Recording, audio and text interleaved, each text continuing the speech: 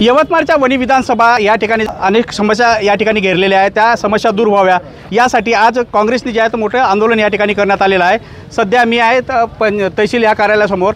पाण्यापासून तर पांदन रस्त्यापर्यंत अनेक समस्या असताना त्या निकाली निघत नाही असा आरोप सुद्धा या ठिकाणी काँग्रेसच्या काही पदाधिकारी आहेत। संजूभाऊ खाडे जिल्ह्याचे उपाध्यक्ष त्यांच्याकडून करण्यात आलेलं। भाऊ, आज तुमचं आंदोलन होतं, पाणी ते पांदनपर्यंत हा आंदोलन आहे, पाऊस सुरू आहे, समस्या तुमच्या निकाली निघाल्या नाही असा आरोप आहे, काय सांगणार? अतिशय गंभीर गोष्ट आहे, कारण वणी विधानसभेमध्ये अनेक समस्या निर्माण झाल्या।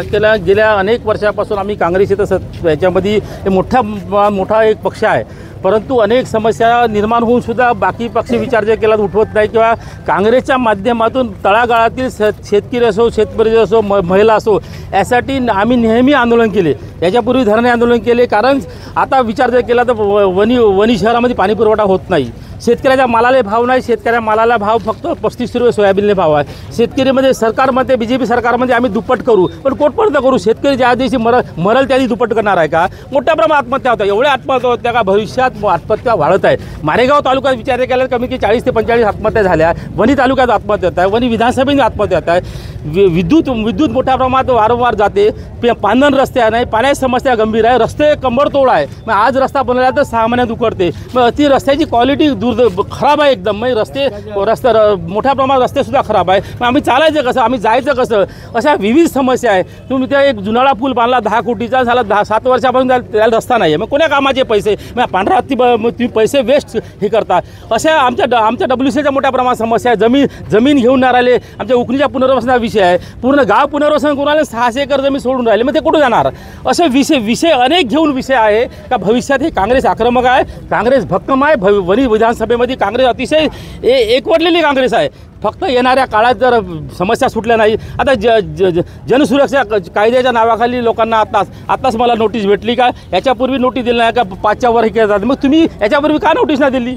विषय कसा आहे, कोणत्याही गोष्टी करत असताना आम्हाला जनतेच्या हितासाठी आम्हाला जेलमध्ये जायची पाळी आली, आम्हाला मराठी पाळी आली, पण शेतकऱ्याच्या कामासाठी, महिलाच्या कामाचे, लोकांच्या कामाचे लढणार, भविष्यात लढणार, काँग्रेसला एकत्र घेऊन लढणार। भाऊ, एकीकडे पाहिलं तर आमदार तुमचा आहे, मात्र तुम्हाला आता या सगळ्या गोष्टीच्या समस्या या ठिकाणी दिसत आहे। या संदर्भात आमदारांनी काही मदत केली का?